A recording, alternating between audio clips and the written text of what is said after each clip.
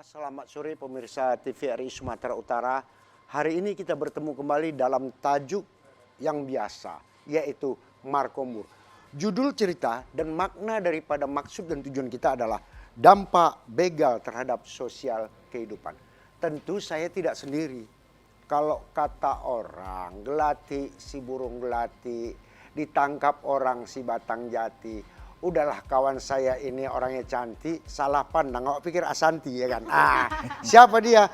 Dia tak lain adalah bukan adikku yang satu setia ini adalah adikku Nur Hasanah. Iya, tentunya yang selalu mendampingi Bang Munir, Iya. bercakap-cakap, Iya. berkombur-kombur tentunya Iya. dalam rangkaian yang sangat luar biasa, tentunya menghadirkan narasumber. Kalau Betul. kita aja yang bercakap-cakap Tapi sampai sore tak ada solusi. Catatan, kata-kata mendampingi hanya batas di sini. Tak boleh Iya, lain, betul. nanti diserang di rumah. Oh iya, siap-siap. Harus Nanti mau waspada dijadikan juga nih. beberapa pula Cari lagi ya kan. kondusif. Udah Oke, siap. opung-opung, ini bukan main-main. Oke, siap. Nur Hasanah siapa lah ini hari narasumber kita. Ini yang ganteng-ganteng semua ini hari luar Iya, biasa. jadi Hasanah tuh benar-benar cantik hari ini Bang Munir. Iya, satu lagi hari ini luar biasanya. Kenapa bilang? Boleh kita bertanya apapun, tapi Boleh. bertanyalah pada orang yang tepat. Iya. Kalau pada yang tak tepat, Takutnya nanti efeknya rancu pun dia ya kan, informasinya tak kata jelas. kerennya hoax. Hoax ya. Nah, kalau aku bilang muncul gua agak kepanjangan hoax, ya kan? Nah, itu dia. Ya kita buka kartu Oke, aja. yang pertama tentunya ya yang sudah tidak asing lagi wajahnya Iya. ya. Siapa lagi kalau bukan Pak Sunarto, SPSI selaku psikolog. Selamat datang Pak. Tambah lagi, jangan. Ini kan S2 baru. Iya, tambah lagi. Oh Doktornya iya, ada di muka. sudah baru Oh, wisuda iya. kemarin Ah, ya. iya, iya, Benar iya, itu sekali. dia yang Sebelum perlu- kita perlu. ucapkan selamat ya Pak. Terima kasih Nur Hasanah. Ini juga senior dalam Iya. di penyiar nih. Tahu, Pak Sunarto. artinya jangan dikait-kaitkan. Kalau kita kait-kaitkan cuma dibilangnya masa lalu. Kita kadang, masa lalu, gitu. Asal jangan nanti dia yang nanya ke kita. Dibalik ya. Ini tenang aja. Hari ini kita plot, jangan Kita sampai dia gilir ya, nanya. kita iya. gilir ya. Oke, luar biasa sekali. Dan yang kedua tentunya ada Pak Elvenda Ananda ya, selaku dari pengamat sosial. Selamat datang Pak. Ini tak lain dan tak bukan karib Bang Munir nggak? Yang jelasnya kalau Bang Elvenda ini yang tanya, dia peduli dimanapun. Tapi jangan sekali-sekali disakiti. Kalau sakit itu pokal betul ini. Oke Jangan lah, baca garda mana. terdepan ya. Iya. Oke, luar biasa. Dan yang ketiga tentunya ada Pak Dr. Redianto Sidi SHMH selaku dosen dan kriminolog. Ya, Assalamualaikum warahmatullahi wabarakatuh. Kalau beliau Assalamualaikum ini warahmatullahi wabarakatuh. tahu, Mhm. kalau istilah di kepolisian, jumpa beliau nih, nyerah tuh Iya. Bang. Apa Ampun betul? suhu, Abang yang lebih ampun tahu. suhu gitu ya. Ampun suhu. Udah abang yang lebih tahu, tak berani aku menentang. Nah, ini Nanti dia. kalau kita Guru nanya kita. ini kejahatan jenis apa gitu ya, sesuai tema tentunya ya, dan Iya. ini hukumannya seperti apa, nanti kita lebih tepatnya ke Pak Ke kriminolog. Iya ya, ke kriminolog kita pada hari ini yang kita hadirkan. Dan tentunya untuk pemirsa yang pengen tanya-tanya seputar tema kita yang sangat luar biasa pada hari ini, boleh sekali ya hubungin kita di 0811 6100 386. Hasanah ulangin kembali di 0811 6100 386. Mumpung kita hadirkan narasumbernya nih ada 3 Iya. ya. Ini jarang-jarang Bang Munir ada 3. Sebenarnya begini, aturannya kita buat 4. 4. Tapi karena ruangnya nanti takutnya kayak meja bundar, salah gitu. Jadi 3 aja. Kayak diskusi pula nanti ya. kan, Sebenarnya diskusi. ada satu lagi yang lebih berkompeten. Aparatur keamanan siapa dia? Iya, benar. Kepolisian sebagai eksekutornya. Nah, kan ini. Tentu kita awali lah pula. Tak jauh-jauh, jangan dulu tanya kepada dokter-dokter ya. Kita tanya dulu kepada Bang Elvenda. Karena Selaku kenapa? pengamat ya. Pengamat sosial saat ini Bang, dengan maraknya nuansa begal belakangan ini, katakanlah sebulan terakhir ini, Iya. yang demikian luar biasa sampai menciptakan, aku bilang menciptakan karena korban-korban, bukan sekedar luka aja Bang, Bahkan tapi sampai nyawa melayang. Ini kan sangat luar biasa. Yang menjadi miris bagi kita, tanda kutip, bukan masuk bikin propaganda loh Bang. Iya. Bagaimana katakanlah mekanisme pengamanan terhadap keamanan dan kenyamanan Di masyarakat lingkungan ya. kita ini dalam melakukan aktivitas baik siang maupun malam hari. Mungkin kejadian siang minim, tapi malam hari Bang. Nah ini dia, aku mau tanya Silakan, abang. Pak. Ya, sebenarnya kita prihatin ya dengan suasana kota kita ini. Nah, pertama dari sisi ekonomi, kita mengalami keterbatasan Iya. aktivitas di malam hari gara-gara tindak kriminal begal ini. Nah, jadi ada rasa tidak nyaman, tidak aman, kita keluar ya katakanlah jam 9, jam 10 ke atas gitu. Nah, jadi rasa tidak aman dan tidak nyaman ini berpengaruh pada aspek ekonomi, di mana orang mau ada yang mencari makan di jam-jam tersebut. Nah, kemudian ada orang yang baru pulang di atas jam tersebut. Nah, ini kan akan mengganggu ya dari aspek ekonomi. Nah, kemudian dari sisi keamanan lain ada aspek sosial yang juga harus kita lihat. Masyarakat semakin tidak aman, tidak nyaman untuk kemudian mau berpergian dalam urusan lain-lain. Nah, jadi bukan urusan ekonomi, tapi urusan sosial juga akan terganggu. Urusan misalnya ada kemalangan dan macam-macam, itu akhirnya akan sangat mengganggu. Nah, kemudian pasti urusan-urusan yang lain ini banyak berdampak dari berbagai sisi. Saya pikir itu sangat berpengaruh bagi kehidupan masyarakat Kota Medan, khususnya 1 bulan terakhir ini. Ini luar biasa. Artinya kenapa? Itulah realita, itulah kenyataan yang terjadi. Yang paling miris, korbannya orang dewasa, pelakunya yang paling terkejut kita, sebagian ini pelakunya di bawah umur. Iya. Nah, ini bagaimana pula Pak Narto Dari segi selaku psikolognya ya. psikologi, mengapa persoalan ini bisa terjadi? Iya, tentunya kan banyak faktor ya faktornya. Pak. Ini ada dari eksternalnya juga berpengaruh, bahkan dari internalnya sendiri. Boleh diceritakan Pak Narto? Baik, terima kasih Pak Mundur dan Mbak Hasanah. Selamat sore saudara pemirsa dimanapun Anda berada. Kalau ditanya kenapa Pak Munir, Berhasana, dan pemirsa dimanapun berada, ini jawabannya sangat subjektif. Pasti akan melibatkan banyak pihak yang tentu saja berkontribusi bagi munculnya persoalan. Kalau kita menarik ke sebuah akar permasalahan, ini tidak muncul di hari ini saja sebenarnya. Mungkin baru sekaranglah pemicunya. Sebelum-sebelumnya mungkin kalau kita lihat bahwa kenapa anak-anak muda kita menjadi rentan terhadap perilaku kekerasan. Ada apa sebenarnya? Apakah ini tidak menjadi sebuah potret bahwa sebenarnya ada mismanagement dan miskomunikasi di kota kita ini? Mismanagement artinya mungkin saja ketika kita kembali kepada ruang lingkup anak muda, kita catat ke belakang ya bahwa ada jumlah SMA negeri di Medan ada 22 tambah SMA swasta, ada MAN negeri ada 4 tambah swasta, ada SMK negeri 14 tambah swasta. Kalau kita akumulasikan itu ada 30 ribuan lebih yang ada di Kota Medan ini. Nah, belum lagi anak-anak yang tidak tertampung akomodirnya karena mendapatkan kehidupan yang tidak sesuai dengan yang diharapkan, di garis-garis kemiskinan yang tidak bisa berbuat apa-apa, tapi karena dunia kehidupan yang dihadapi itu adalah menunjukkan dia menjadi pengen seperti apa, itu memunculkan bagi keinginan orang untuk berbuat sesuatu. Terus ketika dia ngumpul-ngumpul di sebuah komunitas tertentu, dan itu sudah berlangsung lama loh, bukan hari ini munculnya. Ketika ada kumpul-kumpul, tidak ada topik yang lain, ada keinginan yang lain, tidak ada pendampingan yang membuat mereka menjadi harus ini boleh dan ini tidak boleh. Dan itu kalau sudah masuk kepada perilaku massa, maka yang dianggap tidak normal pun menjadi normal buat mereka.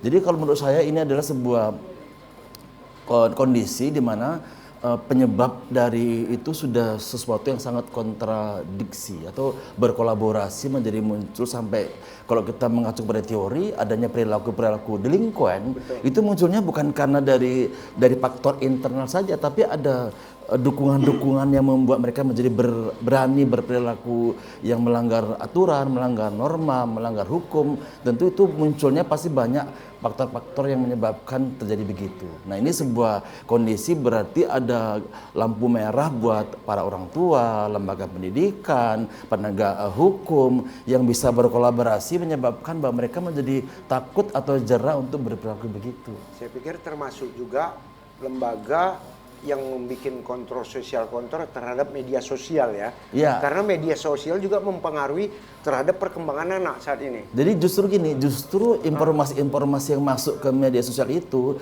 menjadi seolah-olah Medan itu mencekam. Padahal mungkin pada titik-titik tertentu saja, tapi di blow up menjadi sedemikian rupa dan efek psikologisnya menjadi ketakutan yang luar biasa yang disebutkan Pak Elvenda tadi, orang menjadi takut keluar, menjadi insecure, tidak aman dan lain sebagainya. Memang ada beberapa titik yang dirilis seperti Medan Selayang, Medan Timur, Di Medan daerah-daerah Pansing Area, udah itu Medan Tuntungan, Medan Amplas baru. Medan Amplas juga juga itu masuk menjadi satu momen yang mencekam ya dengan berita-berita yang tentu pula kita tanyakan nanti mengingat kondisi saat ini begitu mencekam secara kriminal lah kita bilang. Tindakan mereka ini sudah melampaui batas dan sangat-sangat dapat dinyatakan udah kriminal murni. Apapun alasannya. Cuman begitu kembali kepada untuk penerapan sanksi, tiba-tiba objek yang akan diterapkan sanksi adalah anak-anak. Ini jadi problem. Iya. Tapi sebentar. Bang. Nah ini Dipersiapkan bagian dulu, bang- tapi nanti dijawabnya. yang gitu jelas ya Sambil kerakap ngopi-ngopi batang enak kerakap gitu jangan ya. ditebang si batang Cakep. timun. Banyak kali kita cakap ponin juga. Elok kita dengarkan musik sambil minum. Oke, mantap. Silakan. Nah, silakan adik gue. Mai, barikan Mai. Mai apa lagi?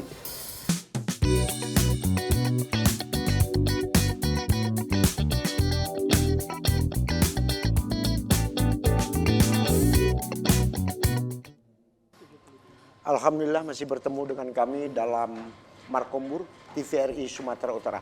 Tetap tajuk yang sama, yang lagi headline sekarang, yang lagi panas-panasnya tentang tindakan segelintir oknum yang merugikan masyarakat dalam bentuk begal. Di sini juga hadir bersama, saya ulangi tadi, ada Bapak Sunarto Sarjana Psikologi dan Magister Psikologi merupakan psikolog kita. Kemudian ada Abang Da Elvanda, yaitu pengamat sosial yang luar biasa yang peduli tentang bagaimana ruang lingkup masyarakat secara sosial. Kemudian ada Dr. Redianto Sidi, SH Sarjana Hukum, Magister Hukum, ini merupakan dosen kriminolog yang ada saat ini saya sebut aja lembaganya Pancabudi ya. Nah, jadi tak tahu segan-segan lah. Oh, memang itu dia realitanya. Memang. Nah, jadi yang jelasnya, nah ini aku tanya lo Bang Redianto dulu. Pakarnya Nah, ya kan, Pak yang Dokter kita. paham tentang bagaimana Yang mekanisme. jelasnya Bang, Siap. begitu ini terjadi peristiwa, terjadilah tindakan kriminal. Bukan kriminal delik aduan, tapi udah umum. Ada pelapor atau tidak ada pelapor, wajib disidik. Yang menjadi masalah, saya menilai secara unsur, ini udah tindak pidana yang direncanakan. Kenapa direncanakan? Ada pelaku, ada senjata, ini udah perencanaan. Walaupun korbannya diambil secara random, ya. Nah, yang menjadi pertanyaan kembali, pelakunya di bawah umur. Nah, ini bagaimana sistem penerapan hukum terhadap para pelaku ini. Apalagi yang kita ketahui korbannya meninggal dunia pula. Nggak usahkan pun meninggal. Kita lihat dari media sosial, luka-luka yang dialaminya. Tak usah kita apakan dia, itu kan udah, ini sangat-sangat luar biasa. Nah, jadi silakan. Abang. Siap. Nah, ini Terima luar kasih. biasa. Iya juga. Yang pertama saya mau nyampaikan dulu. Begal ini kan sebenarnya asal-usulnya adalah penyamun. Ya. Kalau orang kita bilang perampok. Ya, Kalau perompak. di laut dia perompak. Iya. Ya kan kalau agak mengke-mengke terbang namanya ompak. Gitu kan. Iya, Ompaan. Nah, Oke. terkait dengan maraknya begal ini ada asas namanya, ada istilah, ada homo homini lupus, bahwa manusia merupakan serigala bagi manusia lainnya. Lawannya adalah homo homini socius, manusia adalah makhluk sosial bagi manusia lainnya. Nah, fenomena adanya begal ini adalah fenomena yang saat ini menghantui remaja kita. Ya. Nah, remaja kita dalam konteks teori kriminologi, orang yang masih dalam konteks mencari jati diri ini sangat mudah dipengaruhi, sangat mudah didoktrin, sangat mudah ya disetiri, apalagi diarahkan menjadi pelaku kejahatan. Ya. Nah, lalu konteksnya bagaimana penegakan hukum terhadap anak-anak remaja ini? Kalau remaja ini sudah melebihi usia dewasa, nah kalau kita merujuk kepada 35/2014 tentang perlindungan anak, yang dikatakan anak adalah seorang yang belum berusia 18 tahun.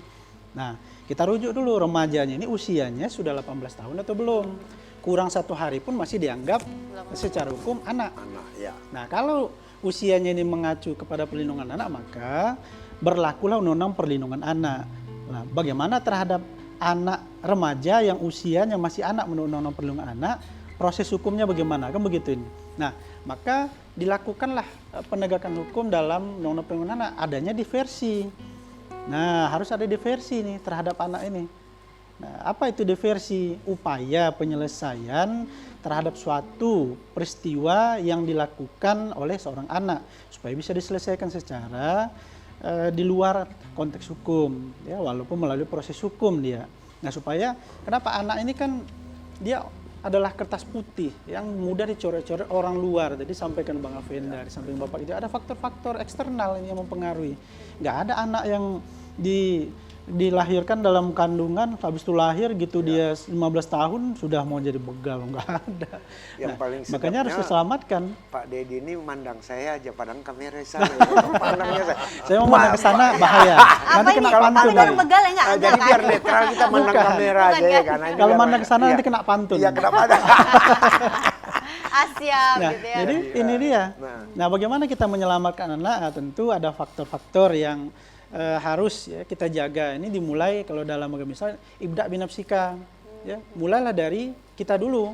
Kita selaku orang sendiri tua, dulu ya kita sendiri selaku orang tua, selaku abang, selaku kakak dan sebagainya menunjukkan, ya kita melakukan kegiatan yang positif di rumah, kita mengajari yang baik, panggil juga guru-guru agama di kepemudaan di sekitar juga melakukan kegiatan positif supaya rantai kejahatan ini tidak masuk kepada anak atau adik kita.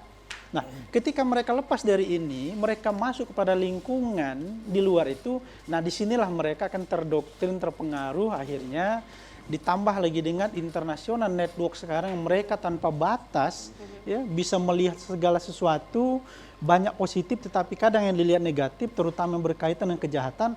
Nah, inilah yang mereka kadang tidak mampu menahan gejolak untuk melakukan, untuk mencontohkan serta, dan ya? melampiaskan, sehingga dia mulai dari yang turut serta. Betul, betul. Nggak berkumpul-kumpul dulu. Kalau sudah ada anak-anak yang berkumpul, lalu mereka mencoba sesuatu yang sangat mudah, misalnya, mohon maaf, mereka mencoba merokok, Pak.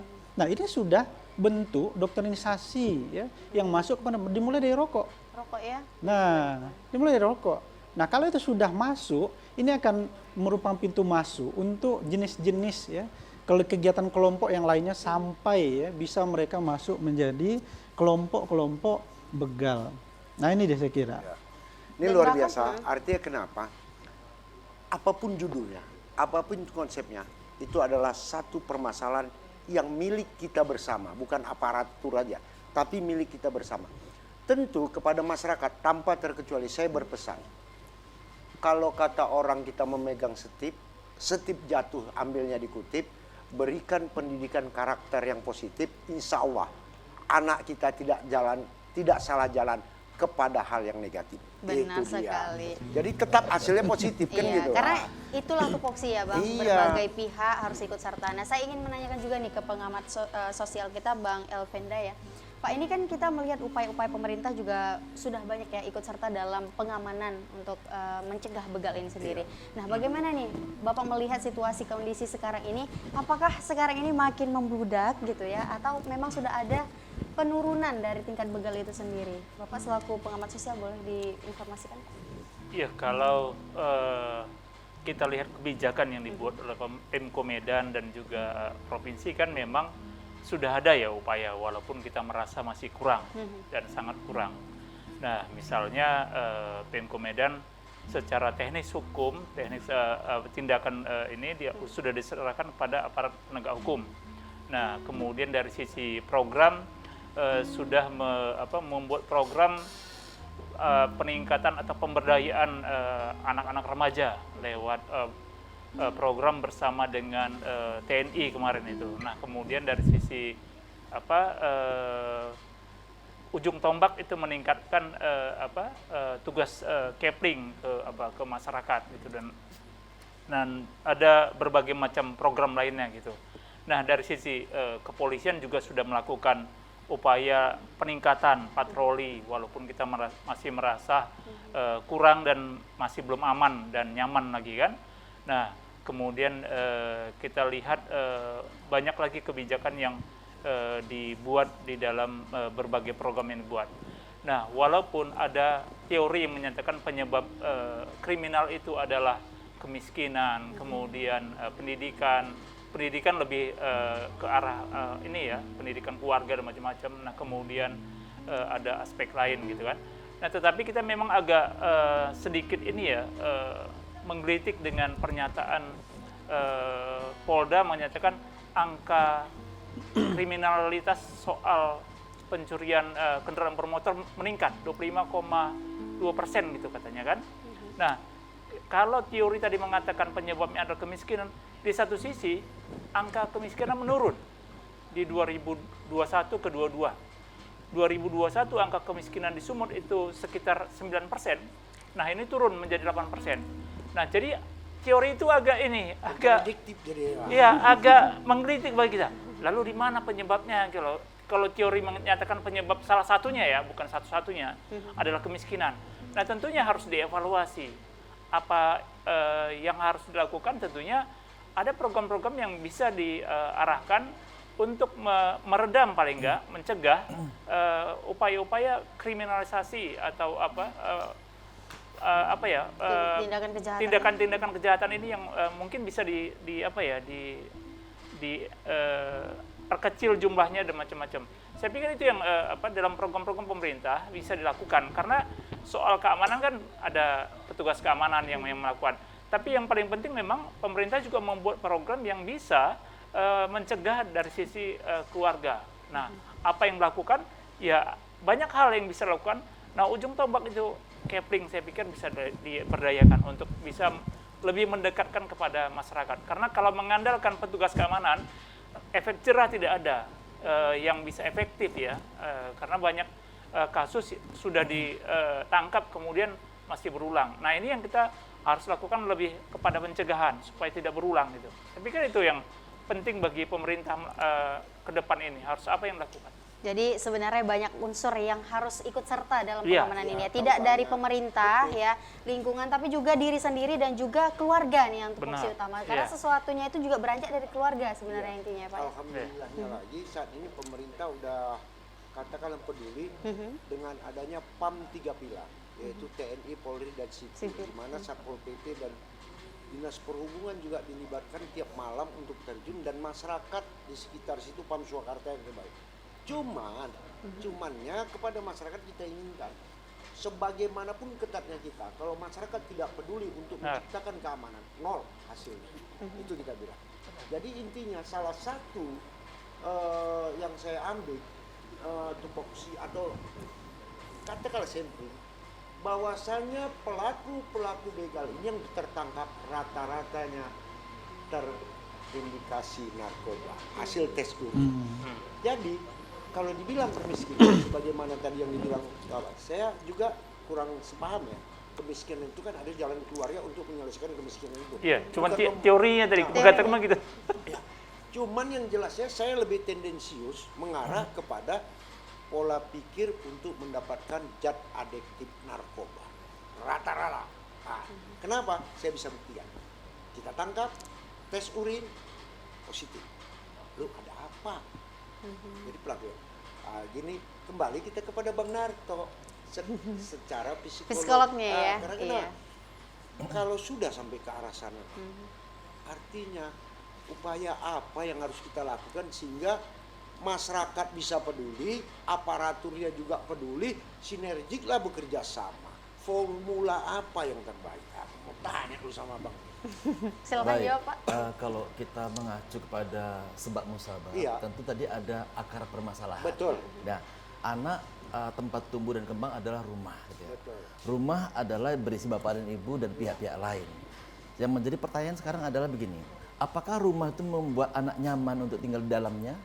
Karena anak-anak lebih banyak waktu di luar rumah. Betul. Nah, tentu di situ lingkungan sosial menjadi bagian terpenting yang tidak bisa kita lupakan adalah pernik-pernik yang menyebabkan orang menjadi berperilaku yang tanpa disadari itu mengarah kepada komunitas-komunitas yang sebutkan tadi. Meskipun secara teori ada bakat-bakat anak nakal yang disebut dengan delinkuan itu juga bisa mengacu munculnya sedikit distimulir dia langsung berperilaku yang tidak sesuai dengan aturan main, nilai, norma dan seterusnya. Menurut saya tentunya ada beberapa tindakan yang dilakukan preventifnya tentunya adalah keluarga. Apakah keluarga mampu menciptakan kesejahteraan psikologi bagi anaknya untuk tidak keluar rumah? Atau menjadi sebuah kondisi anak menjadi comfort tinggal di rumah misalnya. Satu yang preventif. Kuratifnya adalah apakah hal-hal terkait, apakah sekolah, apakah lembaga yang terkait dengan penegakan hukum atau aparat mampu memberikan efek jera pada mereka. Jadi sinergisitas ini perlu dibangun agar ketika ada oknum-oknum yang memang sengaja atau tidak sengaja, ada komunitas tertentu yang dengan upaya berbagai macam delik untuk bisa melibatkan pihak lain masuk ke dalam komunitas untuk mempengaruhi berperilaku yang ilegal tadi itu, ini sinerginya harus dibangun. Nah tentu saja ketika tadi anak-anak kita menjadi di sekolah tidak nyaman, misalnya nih, sekolah tidak nyaman karena misalnya fasilitas pendukungnya tidak berjalan. Hidup dalam lingkungan sosial, faktor pendukung fasilitas pendukung anak juga mungkin di dalam kota-kota besar bisa tergolong minim. Sehingga ketika dia masuk ke dalam terjerat dalam kelompok-kelompok kecil, ada namanya peer group, menjadikan mereka menjadi lebih comfort dengan kelompoknya, merasa diterima, merasa diakui, ada aturan-aturan yang dijalankan untuk membangun eksistensi mereka yang sedang tumbuh dan berkembang untuk mencapai itu, maka dijadikanlah usia mereka itu untuk kepentingan-kepentingan tertentu. Ini bisa ditafsirkan banyak hal kalau Pak Munir dan Nur Hasanah serta pemirsa dimanapun berada, bisa ditafsirkan menjadi bagian politik, bisa ditafsirkan menjadi kriminologi, dan bisa ditafsirkan pada ketidaksehatan mental mereka dalam kehidupan dia dalam hidup ini. Nah kita mau yang mana dulu ini? Tentu tergantung pihak terkait yang akan bisa bersinergi membahasnya menjadi bisa menimbulkan kenyamanan psikologis bagi anak dan ruang lingkupnya. Jadi udah paket lengkap nih kalau dibilangnya Bang Munir ya. Jadi sebenarnya narasumber yang kita hadirkan pada hari ini tuh tidak salah orang ya, udah tepat. Qualified. Ya benar. Jadi kita kalau pengen tahu sebenarnya ini kejahatannya seperti apa, kriminolog sudah kita hadirkan ya. Dan bagaimana situasi kondisi sudah ada pengamat sosial Betul. kita. Dan bagaimana tentang pribadinya diri sendiri tadi udah dijawab dari segi Ya, psikolog. sebagaimana kita ketahui juga, terlepas daripada begal, ingat kita berita kemarin tentang ODGJ yang diikat, diapai, akhirnya tewas oleh ulah anak-anak. Bahkan pelakunya ada yang sebagian SD ya Pak ya kalau nggak salah. Nah, ini luar biasa, artinya kok sampai miris sedemikian mentalitas anak-anak saat ini udah berani. Iya, kalau kita bilang nih kayak ada psikopat gitu ya, atau karena faktor dari media sosial tadi itu sangat Lucu. berpengaruh ya? Nur Hasanah kok kayak psikopat, tapi ditengoknya siapa? Pak dokter. Aturnya siapa? Pak Narto, karena Pak Narto yang lebih tahu psikopat. Jadi itu artinya begini Nur Hasanah. Itulah realita di era zaman sekarang ini. Di era digital ini. Dari mana itu didapatkan? Tanda kutip aja. Kalau kita nanti menjurus kepada satu sisi, kesannya tendensius, kita pula yang jadi sasaran tembak. Iya, Kan begitu. Nah, cuman kita tanyakan juga kepada artinya Pak Dokter kita, Pak Sidi, sejauh mana tentang tindakan-tindakan ini, apakah tidak ada upaya lain kecuali finalnya itu adalah upaya vonis hukum. Karena kalau saya melihat masih ada yang namanya retroactive justice, apakah ini bisa? Karena tindakannya ini udah menyangkut nyawa orang, artinya kematian. Nah, jadi kami pula dengarkanlah dulu. Siap, terima kasih. Tentang persoalan itu restoratif justice namanya. Ya. Restoratif justice itu kan memang ada aturan pemberlakuannya baik di Perpol, di kepolisian maupun di kejaksaan. Kalau dia sebelum masuk kepada proses hukum, nah itu belum masuk pada restoratif justice karena dia sudah masuk di proses hukum. Nah tentu kalau dia sudah masuk kepada proses hukum, maka berlakulah tadi kalau kepada anak diversi. Kalau kepada orang dewasa bisa restoratif justice juga diberlakukan. Nah, kalau di luar konteks hukum, maka yang dilakukan adalah upaya preventif ya, di luar hukum, pencegahan. Nah, bagaimana mencegahnya? kejahatan itu kalau untuk orang dewasa ya, itu adalah pilihan. Kenapa? Dia dalam keadaan sadar. Ya. Kalau kepada anak itu adalah keinginan yang dipaksakan oleh orang ya, Tertentu ya. tertentu, bukan karena dirinya. Karena nggak ada anak yang mau melakukan kejahatan gitu. Nah, inilah suatu konteks yang jelas ya. Nah, lalu saya juga pernah menyampaikan bahwa kalau saat ini disampaikan banyak daerah atau rawan, saya kurang sependapat sebenarnya itu. Kalau semua daerah itu rawan, ini saya dari sana kemari tadi sudah melewati semua zona. Artinya rawannya itu kan tertentu atau kasuistik ya.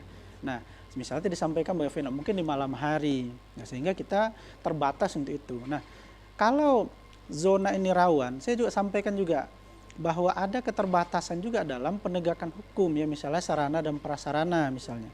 Di mana sih Polsek Medan Denai? Nggak ada. Di mana Polsek Medan Petisah? Nggak ada. Nah, artinya ini kan juga perlu dilengkapi untuk menyesuaikan rasio jumlah penduduk, jumlah wilayah, ini akan bisa mengcover pelaku kejahatan. Nah, satu lagi misalnya, tim-tim yang dibentuk itu harusnya kalau dia ada tim sesuai dengan kondisi, hari ini ada tim A, tim B yang dibentuk, ini harusnya menjadi kelompok-kelompok tim tersendiri. Nah, yang saya khawatirkan adalah hanya berganti nama. Ya kan, ketika ada konteks sejahat tertentu. Nah, ini artinya personilnya itu juga, namanya itu juga. Nah, ini kan membuat pola kejahatan itu, pelaku itu mereka tidak akan bisa di-cover dengan luasnya wilayah dengan tim yang seadanya. Nah, ini juga penting gitu. Nah, pertanyaan pencegahan lainnya adalah untuk ya, anak-anak kita ya tetap kembali cegahlah mereka, jaga mereka di luar jam ya, yang tidak seharusnya. Pulang mereka sekolah, nah ini rawan. Kemana mereka? Ya kan? Kontrol dari orang Nah, tua. harus ada kontrol. Guru juga harus koneksi ke orang tua. Sampaikan anak ibu sudah pulang. Atau mungkin sekarang saya lihat sudah canggih ada grupnya. Disampaikan anak ibu sudah pulang. Orang tua tampung. Ya, kemana nih anak 2 jam? Ya, jangankan 2 jam, setengah jam saja mereka berjumpa dengan orang yang mampu mendoktrin. Ini anak kita bisa berbahaya. Nah, ini dia. Nah, ketika dia di rumah, kita juga harus menunjukkan pola yang baik pula. Ya kan? Ya tentu selaku orang tua kita berikanlah pendidikan yang baik. Jangan pula kita bertengkar pula depan anak kita pula lempar-lemparan piring. Ini mencontohkan hal yang nggak baik. Dia juga jadi gergetan kapan bisa ngelempar piring gitu. Pengen buat atraksi Nah, dia, Pak. ini bentuk-bentuk yang sederhana gitu. Lalu ketika ada persoalan, bagaimana kita menyelesaikan, memberikan contoh penyelesaian baik kepada mereka supaya mereka bisa melakukan dengan baik. Nah, contoh sederhana ketika dia melihat itu di sekolah, ketika ada temannya nanti yang bertengkar, dia bisa menerapkan itu. Tapi kalau dia melihat hal yang nggak baik, malah dia ingin mencontohkan penyelesaian tidak baik tadi kan dengan cara fisik dan sebagainya. Nah, ruang-ruang inilah dimanfaatkan oleh orang-orang ya yang ingin anak-anak muda kita, generasi muda kita ini rusak. Rusak ya. Dengan memanfaatkan anak-anak yang tadi mudah disuges, mudah dipancing. Anak-anak diberi sesuatu, dimimi sesuatu, sedikit saja itu sudah bisa nurut. Ya kan? Nah, ada lagi disuruh karena anak-anak kita terlalu baik, disuruh mengantarkan sesuatu, dengan polosnya dengan baik dia mengantarkan, ternyata yang diantarkan narkotika. Dia nggak tahu. Nah, ini juga bentuk-bentuk pendidikan dan pengajaran yang harus kita sampaikan. Luar biasa, artinya kenapa? Ternyata solusinya itu semua kembali kepada rumah kita sendiri. Iya. Benar Tak sekali. lain tak bukan. Karena intinya kriminal itu bukan datang dari luar, tapi pengawasan kita lebih utama sehingga tidak terjadi pada keluarga kita sebagai pelaku-pelakunya. Benar-benar. Termasuk juga kita doakan bersama pula, jangan pula kita jadi korban kriminal pula. Benar sekali, Jangan Bang pula Munir. jadi pelaku kita Benar-benar, selamat. iya. Tahu besok kita korban yang kriminal. Nauzubillah min zalik ya. Prinsipnya pada sikap kita. Suka tidak suka, senang tidak senang. Kejahatan itu kalau ada kesempatan dimanapun akan Iya. terjadi. Tinggal kita meminimalisir kesempatan itu sejauh mana kejahatan itu bisa terjadi. Nah, jadi kalau kata orang bilang ada niat, ada kesempatan, Peluangnya ada ya. jadilah. Gaspol katanya. Tapi jangan pakai gitu kita. Ada niat, mudah-mudahan tak ada kesempatan. Iya. Ada kesempatan, mudah-mudahan tak ada Ada pula niat, niat. Kan iya. itu doa kita bersama. Jadi dia tak nemu ya kan. Caranya itu bagaimana? Kita sama-sama menjaga. Jangan sampai terjadi, jangan sampai terjadi persoalan sehingga kita menjadi korban. Benar Kaji aja kepada sekali. diri kita, jangan orang. nengok orang aja Wak Iba, macam mana pula awak kalau sempat keluarga Wak? Iya, Kan? betul. Inilah luar biasa. Jadi kita himbau juga kepada pemirsa yang ada di rumah ya Bung Munir. Jadi kita sebenarnya harus mencegah itu sehingga tidak terjadi kepada diri kita dan keluarga kita dan kerabat serta kerabat-kerabat kita. Karena tentunya seperti yang Bang Munir katakan, setiap ada kesempatan, peluang dan niat itu bersatu, maka terjadilah dia kejahatan itu ya kan Bang Munir. Jadi kita sebagai manusia, selagi kita masih sadar, ayo bersama-sama kita cegah sehingga ini tidak terjadi kepada diri kita sendiri tentunya. Oke Bang Munir. Yang jelasnya kita masih dalam tajuk yang sama. Mm. Tapi macam mana lah aku tidak mau jampikan ini.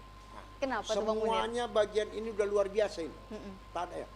Tentu kita tanyakan pula apalah pesan dan kesan sebagai closing statement di dalam Oke, materi. ini nggak terasa ya Bang Munir ya, padahal pengen cakap-cakap lagi ya, mumpung narasumber kita udah komplit gitu ya.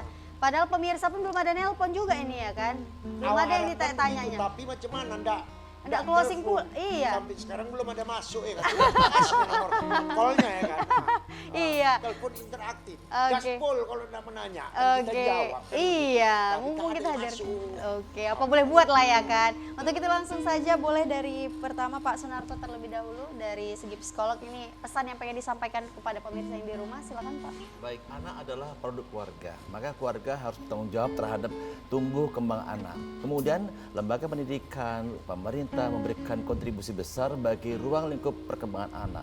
Lalu apakah pihak-pihak terkait memberikan ruang lingkup yang membuat anak menjadi tumbuh berkembang bebas terhadap tekanan dari pihak lain?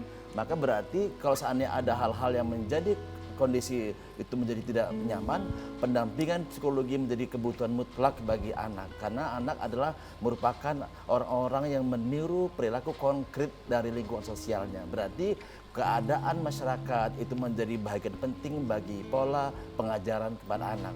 Maka pihak-pihak terkait mulai sekarang, the right man on the right place, on the right place itu hal yang wajib sehingga anak bisa mencontoh secara konkret bahwa ke depan dia akan menjadi pribadi-pribadi yang bisa realistis dalam menghadapi dunianya. Masya Allah, luar biasa ya. Jadi intinya the right man on the right place ya. Oke, untuk itu langsung saja Pak Elvenda selaku pengamat sosial, apa nih yang ingin disampaikan kepada pemirsa yang di rumah? Iya, saya pikir situasi yang tidak baik ya kata Wali Kota Medan kan tidak baik katanya. Ya, suasana yang tidak baik situasinya ini harusnya sama-sama disikapi di semua pihak.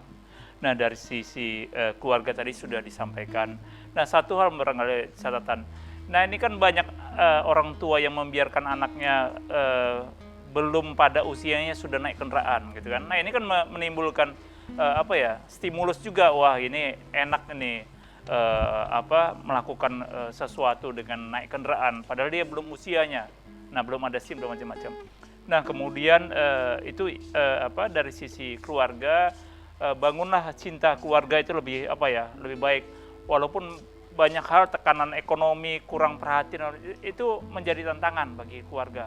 Nah, kemudian dari sisi pemerintah jangan lengah, manfaatkan ujung tombak pelayanan di tingkat lingkungan, ada yang harus dilakukan. Nah, itu programnya harus dijalankan. Kita butuh pembangunan fisik, tapi juga butuh pembangunan buat kita rasa aman dan nyaman. Nggak begitu penting kalau kemudian fisik itu, tapi di satu sisi kita tidak merasa nyaman. Nah, kemudian dari sisi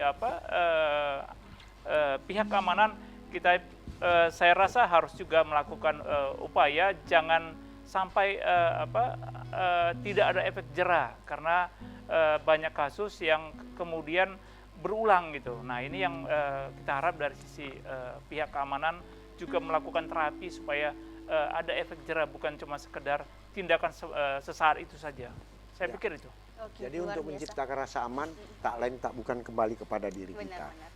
Jangan berikan sepenuhnya untuk kenyamanan dan keamanan kita kepada aparatur, tapi diri kita saling bantu membahu untuk terciptanya keamanan kebahagiaan masyarakat.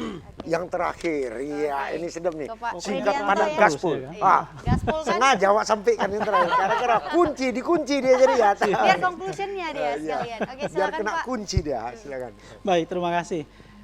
Bahwa begal ini tidak terlalu berdampak sebenarnya kalau kita bisa bersama-sama mengantisipasi ya. Titik-titik rawan ini kan sudah kita ketahui. Nah, kalau titik rawan sudah diketahui, kenapa kita malah makin takut? Harusnya kita malah makin melakukan kegiatan-kegiatan positif di tempat-tempat tersebut, melakukan pencegahan-pencegahan di tempat tersebut. Ya, bukan malah kita jauhi kecuali di jam-jam tertentu. Untuk penegak hukum tentu di jam-jam tertentu itulah mereka di situ bekerja, ya, supaya masyarakat tidak takut dengan daerah rawan tadi, titik-titik rawan tadi. Nah, lalu untuk kepada masyarakat sendiri ya, bahwa masyarakat harus melakukan upaya-upaya kembali ya. Kita pernah dulu ada siskamling, kita pernah mendengar upaya-upaya kelompok-kelompok sekitar. Yang ini harus terkoneksi dengan lingkungan dekat.